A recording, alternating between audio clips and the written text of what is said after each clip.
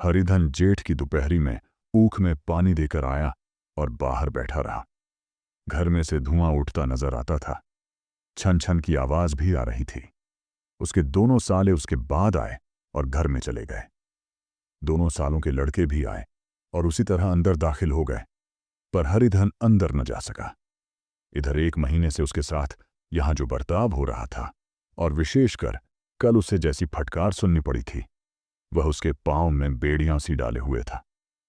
कल उसकी सास ही ने तो कहा था, मेरा जी तुमसे भर गया, मैं तुम्हारी जिंदगी भर का ठीका लिए बैठी हूं क्या। और सबसे बढ़कर अपनी स्त्री की निष्ठुरता ने उसके हृदय के टुकड़े टुकड़े कर दिए थे। वह बैठी यह फटकार सुनती रही, पर एक बार तो उसके मुंह से ना निकला, अम्मा तुम क्यों इनका अपमान कर रही हो। बैठी गट गट सुनती रही। शायद मेरी दुर्गति पर खुश हो रही थी। इस घर में वह कैसे जाए? क्या फिर वही गालियां खाने, वही फटकार सुनने के लिए? और आज इस घर में जीवन के 10 साल गुजर जाने पर यह हाल हो रहा है। मैं किसी से कम काम करता हूं? दोनों साले मीठी नींद सो रहते हैं और मैं बैलों को सानी पानी देता हूं, छांटी काटता हूं। वहां सब लोग पल पल पर चिलम पीते हैं। मैं आंखें बंद किए अपने काम में लगा रहता हूं। संध्या समय घर वाले गाने बजाने चले जाते हैं। मैं घड़ी रात तक गाय भैंस से दुहता रहता हूं। उसका यह पुरस्कार मिल रहा है कि कोई खाने को भी नहीं पूछता, उल्टे गालियां मिलती हैं। उसकी स्त्री घर में से डोल लेकर निकली और बोली, जरा इसे कुएं से खींच लो, एक बूंद पानी नहीं है। हरिधन ने डोल लिया और कुएं से पानी भर लाया। उसे जोर की भूख लगी हुई थी। समझा अब खाने को बुलाने आवेगी, मगर स्त्री डोल लेकर अंदर गई तो वहीं की हो रही। हरिधन थका मांदा क्षुधा से व्याकुल पड़ा पड़ा सो गया। सहसा उसकी स्त्री गुमानी ने आकर उसे जगाया। हरिधन ने पड़े पड़े कहा, क्या है, क्या पड़ा भी ना रहने देगी या और पानी चाहिए? गुमानी कटु स्वर में बोली, कुर्राते क्या हो, खाने को तो बुलाने आई हूं। हरिधन ने देखा उसके दोनों साले और बड़े साले के दोनों लड़के भोजन किए चले आ रहे थे। उसकी देह में आग लग गई। मेरी अब यह नौबत पहुंच गई कि इन लोगों के साथ बैठकर खा भी नहीं सकता। ये लोग मालिक हैं, मैं इनकी झूठी थाली चाटने वाला हूं। मैं इनका कुत्ता हूं जिसे खाने के बाद एक टुकड़ा रोटी डाल दी जाती है। यही घर है जहां आज से 10 साल पहले उसका कितना आदर सत्कार होता था। साले गुलाम बने रहते थे। सास मुंह जोहती रहती थी, स्त्री पूजा करती थी। तब उसके पास रुपये थे, जायदाद थी। अब वह दरिद्र है। उसकी सारी जायदाद को इन्हीं लोगों ने कूड़ा कर दिया। अब उसे रोटियों के भी लाले हैं। उसके जी में एक ज्वाला सी उठी कि इसी वक्त अंदर जाकर सास को और सालों को भिगो भिगो कर लगाए, पर जब्त करके रह गया। पड़े पड़े बोला, मुझे भूख नहीं है, आज ना खाऊंगा। गुमानी ने कहा, ना खाओगे मेरी बला से? हाँ नहीं तो खाओगे, तुम्हारे ही पेट में जाएगा, कुछ मेरे पेट में थोड़े ही चला जाएगा। हरिधन का क्रोध आंसू बन गया। यह मेरी स्त्री है जिसके लिए मैंने अपना सर्वस्व मिट्टी में मिला दिया। मुझे उल्लू बनाकर यह सब अब निकाल देना चाहते हैं। वह अब कहां जाए, क्या करे? उसकी सास आकर बोली, चलकर खा क्यों नहीं लेते जी, रूठते किस पर हो? यहां तुम्हारे नखरे सहने का किसी में बूता नहीं है। जो देते हो वह मत देना। और क्या करोगे? तुमसे बेटी ब्याही है, कुछ तुम्हारी जिंदगी का ठीका नहीं लिखा है। हरिधन ने मर्माहत होकर कहा, हाँ अम्मा, मेरी भूल थी कि मैं यही समझ रहा था। अब मेरे पास क्या है कि तुम मेरी जिंदगी का ठीका लोगी? जब मेरे पास भी धन था तब सब कुछ आता था। अब दरिद्र हूं, तुम क्यों बात पूछोगी? बूढ़ी सास भी मुंह फुलाकर भीतर चली गई। बच्चों के लिए बाप एक फालतू सी चीज, एक विलास की वस्तु है, जैसे घोड़े के लिए चने या बाबुओं के लिए मोहन भोग। मां रोटी दाल है, मोहन भोग उम्र भर न मिले तो किसका नुकसान है? मगर एक दिन रोटी दाल के दर्शन न हो तो फिर देखिए क्या हाल होता है। पिता के दर्शन कभी कभी शाम सवेरे हो जाते हैं। वह बच्चे को उछालता है, दुलारता है, कभी गोद में लेकर या उंगली पकड़कर सैर कराने ले जाता है, और बस यही उसके कर्तव्य की इति है। वह परदेश चला जाए, बच्चे को परवाह नहीं होती, लेकिन मां तो बच्चे का सर्वस्व है। बालक 1 मिनट के लिए भी उसका वियोग नहीं सह सकता। पिता कोई हो, उसे परवाह नहीं, केवल एक उछलने कूदने वाला आदमी होना चाहिए। लेकिन माता तो अपनी ही होनी चाहिए, 16 आने अपनी। वही रूप, वही रंग, वही प्यार, वही सब कुछ। वह अगर नहीं है तो बालक के जीवन का स्रोत मानो सूख जाता है। फिर वह शिव का नंदी है, जिस पर फूल या जल चढ़ाना लाजिमी नहीं, अख्तियारी है। हरिधन की माता का आज 10 साल हुए देहांत हो गया था। उस वक्त उसका विवाह हो चुका था। वह 16 साल का कुमार था। पर मां के मरते ही उसे मालूम हुआ, मैं कितना निस्सहाय हूं, जैसे उस पर उसका कोई अधिकार ही न रहा हो। बहनों के विवाह हो चुके थे, भाई कोई दूसरा न था। बेचारा अकेले घर में जाते भी डरता था। मां के लिए रोता था, पर मां की परछाई से डरता था। जिस कोठरी में उसने देहत्याग किया था, उधर वह आंखें तक न उठाता। घर में एक बुआ थी, वह हरिधन का बहुत दुलार करती। हरिधन को अब दूध ज्यादा मिलता, काम भी कम करना पड़ता। बुआ बार बार पूछती, बेटा कुछ खाओगे? बाप भी अब उसे ज्यादा प्यार करता, उसके लिए अलग एक गाय मंगवा दी। कभी कभी उसे कुछ पैसे दे देता कि जैसे चाहे खर्च करे। पर इन मरहमों से वह घाव न पूरा होता था, जिसने उसकी आत्मा को आहत कर दिया था। यह दुलार और प्यार उसे बार बार मां की याद दिलाता। मां की घुड़कियों में जो मजा था, वह क्या इस दुलार में था? मां से मांगकर, लड़कर, ठुनक कर, रूठ कर लेने में जो आनंद था, वह क्या इस भिक्षादान में था? पहले वह स्वस्थ था, मांग कर खाता, लड़ लड़ कर खाता। अब वह बीमार था, अच्छे से अच्छे पदार्थ उसे दिए जाते थे, पर भूख न थी। साल भर तक वह इस दशा में रहा। फिर दुनिया बदल गई। एक नई स्त्री, जिसे लोग उसकी माता कहते थे, उसके घर में आई और देखते देखते एक काली घटा की तरह उसके संकुचित भूमंडल पर छा गई। सारी हरियाली, सारे प्रकाश पर अंधकार का पर्दा पड़ गया। हरिधन ने इस नकली मां से बात तक न की, कभी उसके पास गया तक नहीं। एक दिन घर से निकला और ससुराल चला आया।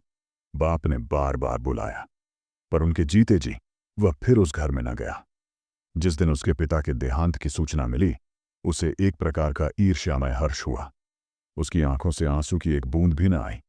इस नए संसार में आकर हरिधन को एक बार फिर मातृ स्नेह का आनंद मिला। उसकी सास ने आर्षि वरदान की भांति उसके शून्य जीवन को विभूतियों से परिपूर्ण कर दिया। मरुभूमि में हरियाली उत्पन्न हो गई। सालियों की चुहल में, सास के स्नेह में, सालों के वाक विलास में और स्त्री के प्रेम में उसके जीवन की सारी आकांक्षाएं पूरी हो गईं। सास कहती, बेटा तुम इस घर को अपना ही समझो, तुम ही मेरी आंखों के तारे हो। वह उससे अपने लड़कों की, बहुओं की शिकायत करती। वह दिल में समझता था, सास जी मुझे अपने बेटों से भी ज्यादा चाहती हैं। बाप के मरते ही वह घर गया और अपने हिस्से की जायदाद को कूड़ा करके रुपयों की थैली लिए हुए आ गया। अब उसका दूना आदर सत्कार होने लगा। उसने अपनी सारी संपत्ति सास के चरणों पर अर्पण करके अपने जीवन को सार्थक कर दिया। अब तक उसे कभी कभी घर की याद आ जाती थी, अब भूल कर भी उसकी याद न आती, मानो वह उसके जीवन का कोई भीषण कांड था, जिसे भूल जाना ही उसके लिए अच्छा था।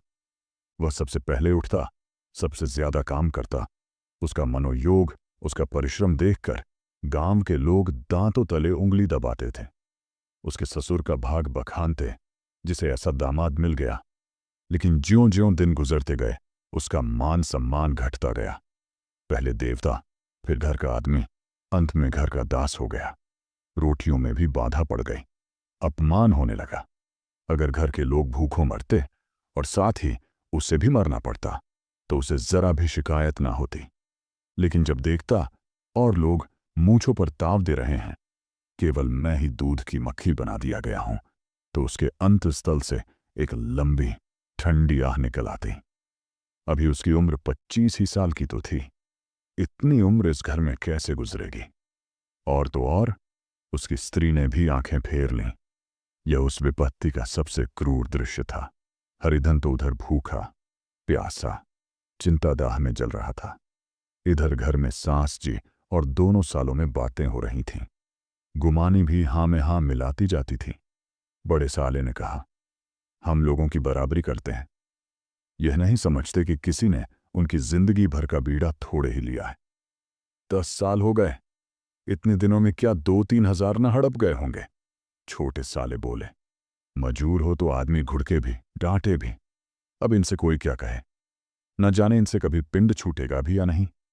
अपने दिल में समझते होंगे मैंने 2,000 रुपये नहीं दिए हैं। यह नहीं समझते कि उनके 2,000 कब के उड़ चुके। सवा सेर तो 1 जून को चाहिए। सास ने गंभीर भाव से कहा, बड़ी भारी खुराक है। गुमानी माता के सिर से जूं निकाल रही थी। सुलगते हुए हृदय से बोली, निकम्मे आदमी को खाने के सिवा और काम ही क्या रहता है। बड़े, खाने की कोई बात नहीं है। जिसकी जितनी भूख हो उतना खाए, लेकिन कुछ पैदा भी तो करना चाहिए। ये नहीं समझते कि पौने में किसी के दिन कटे हैं। छोटे, मैं तो एक दिन कह दूंगा, अब अपनी राह लीजिए, आपका कर्जा नहीं खाया है। गुमानी घर वालों की ऐसी ऐसी बातें सुनकर अपने पति से द्वेष करने लगी थी। अगर वह बाहर से 4 पैसे लाता तो इस घर में उसका कितना मान सम्मान होता। वह भी रानी बनकर रहती। न जाने क्यों कहीं बाहर जाकर कमाते उसकी नानी मरती है। गुमानी की मनोवृत्तियां अभी तक बिल्कुल बालपन की सी थीं। उसका अपना कोई घर न था। उसी घर का हित अहित उसके लिए भी प्रधान था। वह भी उन्हीं शब्दों में विचार करती, इस समस्या को उन्हीं आंखों से देखती जैसे उसके घर वाले देखते थे। सच तो 2,000 रुपये में क्या किसी को मोल ले लेंगे। 10 साल में 2,000 होते ही क्या है। 200 ही तो साल भर के हुए। क्या 2 आदमी साल भर में 200 भी ना खाएंगे। फिर कपड़े लत्ते, दूध घी, सभी कुछ तो है। 10 साल हो गए, एक पीतल का छल्ला नहीं बना। घर से निकलते तो जैसे इनके प्राण निकलते हैं। जानते हैं, जैसे पहले पूजा होती थी वैसे ही जन्म भर होती रहेगी। ये नहीं सोचते कि पहले और बात थी, अब और बात है। बहू तो पहले ससुराल जाती है तो उसका कितना माहतम होता है। उसके डोली से उतरते ही बाजे बजते हैं। गांव मोहल्ले की औरतें उसका मुंह देखने आती हैं और रुपये देती हैं।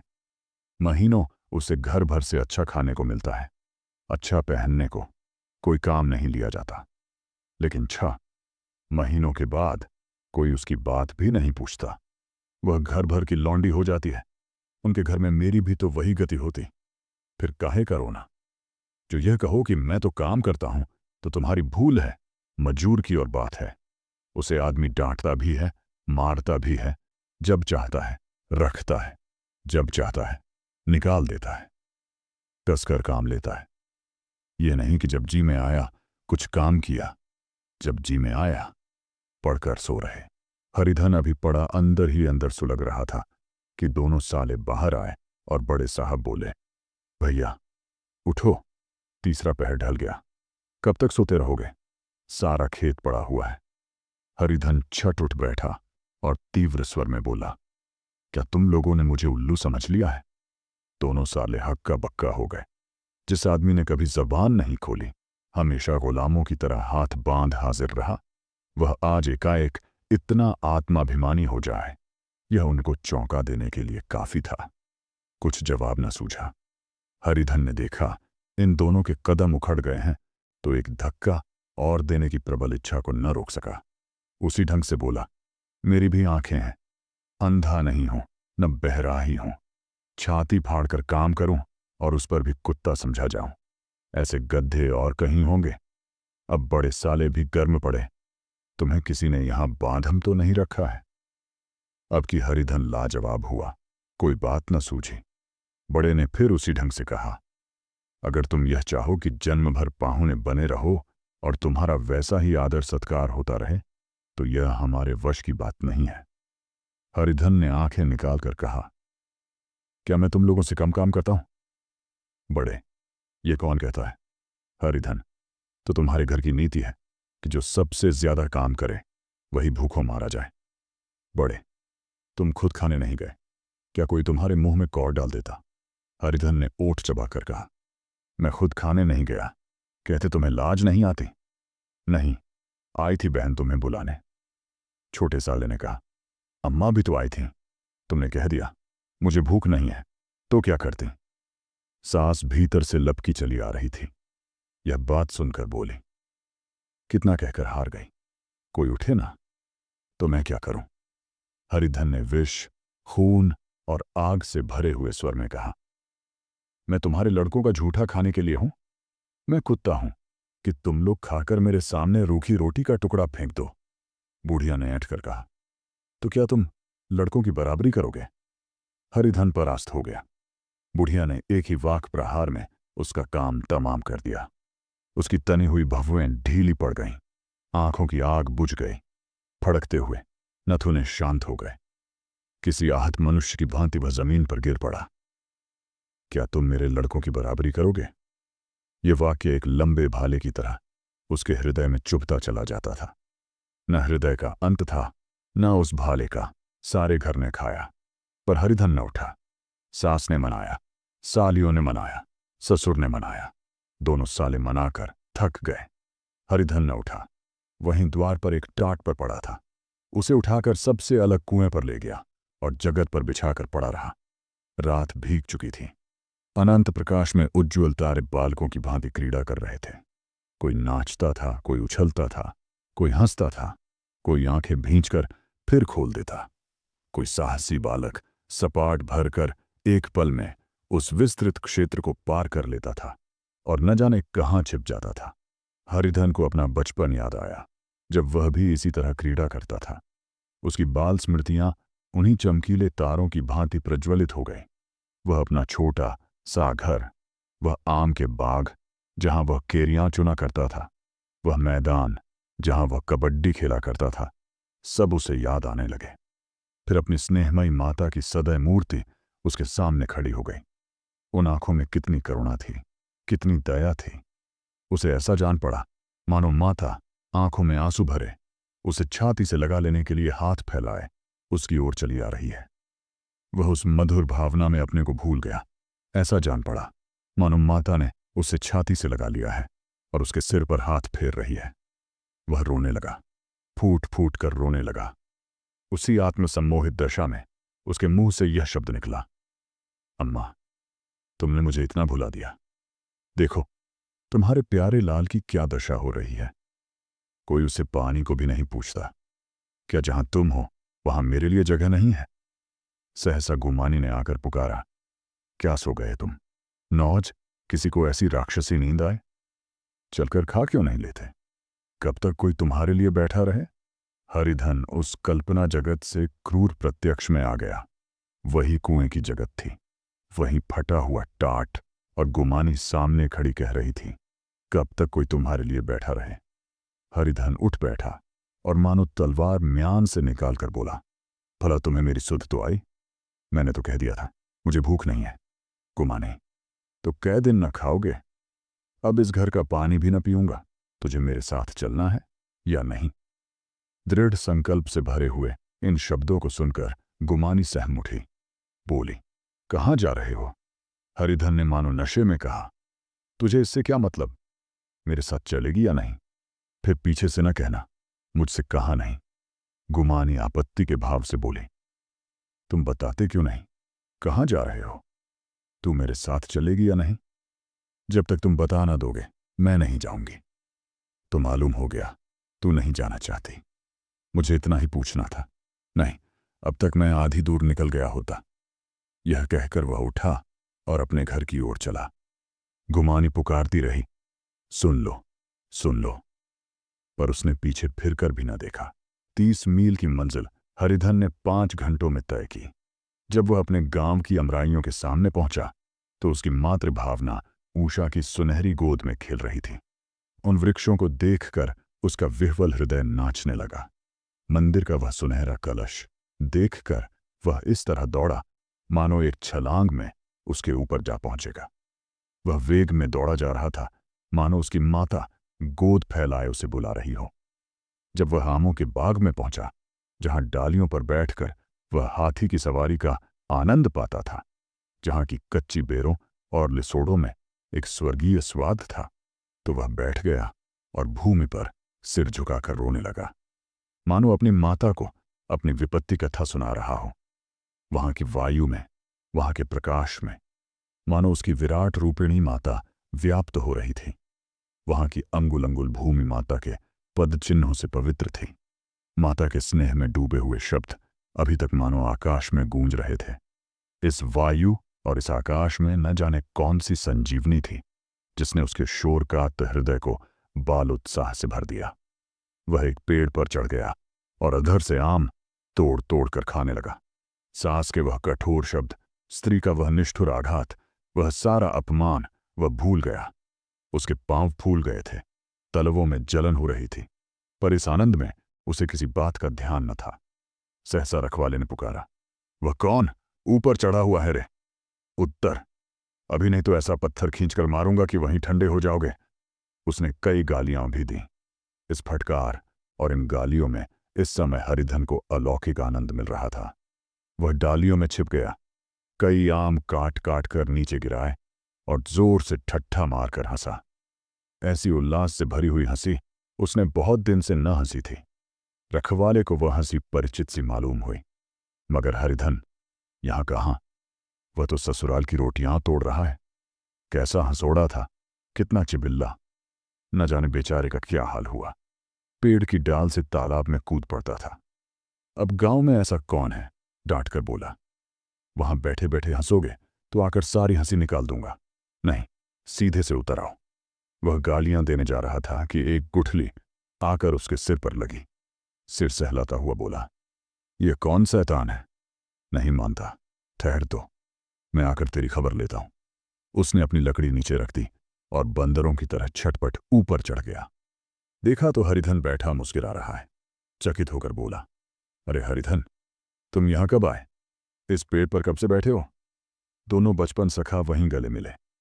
यहां कब आए? चलो घर चलो भले आदमी। क्या वहां आम भी मयस्सर न होते थे? हरिधन ने मुस्कुराकर कहा, मंगरू, इन आमों में जो स्वाद है वह और कहीं के आमों में नहीं है। गांव का क्या रंग ढंग है। मंगरू, सब चैन है भैया। तुमने तो जैसे नाता ही तोड़ लिया। इस तरह कोई अपना गांव घर छोड़ देता है? जब से तुम्हारे दादा मरे सारी गिरस्ती चौपट हो गई। 2 छोटे छोटे लड़के हैं, उनके किए क्या होता है? हरिधन, मुझे अब उस गिरस्ती से क्या वास्ता है भाई। मैं तो अपना ले दे चुका। मजदूरी तो मिलेगी ना। तुम्हारी गैया मैं ही चरा दिया करूंगा। मुझे खाने को दे देना। मंगरू ने अविश्वास के भाव से कहा, अरे भैया, कैसी बात करते हो? तुम्हारे लिए जान तक हाजिर है। क्या ससुराल में अब न रहोगे? कोई चिंता नहीं, पहले तो तुम्हारा घर ही है, उसे संभालो। छोटे छोटे बच्चे हैं, उनको पालो। तुम नई अम्मा से नाहक डरते थे, बड़ी सीधी है बेचारी। बस अपनी मां ही समझो, तुम्हें पाकर तो निहाल हो जाएगी। अच्छा, घरवाली को भी तो लाओगे? हरिधन, उसका अब मुंह ना देखूंगा। मेरे लिए वह मर गई। मंगरू, तो दूसरी सगाई हो जाएगी। अब की ऐसी मेहरिया ला दूंगा कि उसके पैर धो धोकर पियोगे। लेकिन कहीं पहली भी आ गई तो? हरिधन, वह न आएगी। हरिधन अपने घर पहुंचा तो दोनों भाई भैया आए, भैया आए कहकर भीतर दौड़े और मां को खबर दी। उस घर में कदम रखते ही हरिधन को ऐसी शांत महिमा का अनुभव हुआ मानो वह अपनी मां की गोद में बैठा हुआ है। इतने दिनों ठोकरें खाने से उसका हृदय कोमल हो गया था। जहां पहले अभिमान था, आग्रह था, हेकड़ी थी, वहां अब निराशा थी, पराजय थी और याचना थी। बीमारी का जोर कम हो चला था। अब उस पर मामूली दवा भी असर कर सकती थी। किले की दीवारें छिद चुकी थीं। अब उसमें घुस जाना असह्य न था। वही घर जिससे वह एक दिन विरक्त हो गया था, अब गोद फैलाए उसे आश्रय देने को तैयार था। हरिधन का निर्वलंबन मन यह आश्रय पाकर मानो तृप्त हो गया। शाम को विमाता ने कहा, बेटा, तुम घर आ गए, हमारे धन भाग। अब इन बच्चों को पालो। मां का नाता न सही, बाप का नाता तो है ही। मुझे एक रोटी दे देना, खाकर एक कोने में पड़ी रहूंगी। तुम्हारी अम्माओं से मेरा बहन का नाता है, उस नाते से भी तो तुम मेरे लड़के होते हो। हरिधन की मात्र विह्वल आंखों को विमाता के रूप में अपनी माता के दर्शन हुए। घर के एक एक कोने में मात्र स्मृतियों की छटा चांदनी की भांति छिटकी हुई थी। विमाता का प्रौढ़ मुखमंडल भी उसी छटा से रंजित था। दूसरे दिन हरिधन फिर कंधे पर हल रखकर खेत को चला। उसके मुख पर उल्लास था और आंखों में गर्व। वह अब किसी का आश्रित नहीं, आश्रयदाता था। किसी के द्वार का भिक्षुक नहीं, घर का रक्षक था। एक दिन उसने सुना गुमानी ने दूसरा घर कर लिया। मां से बोला, तुमने सुना काकी, गुमानी ने घर कर लिया। काकी ने कहा, घर क्या कर लेगी, ठट्ठा है। बिरादरी में ऐसा अंधेर। पंचायत नहीं, अदालत तो है। हरिधन ने कहा, नहीं काकी, बहुत अच्छा हुआ। ला, महावीर जी को लड्डू चढ़ा हूं। मैं तो डर रहा था कहीं मेरे गले ना आ पड़े। भगवान ने मेरी सुन ली। मैं वहां से यही ठान कर चला था, अब उसका मुंह ना देखूंगा।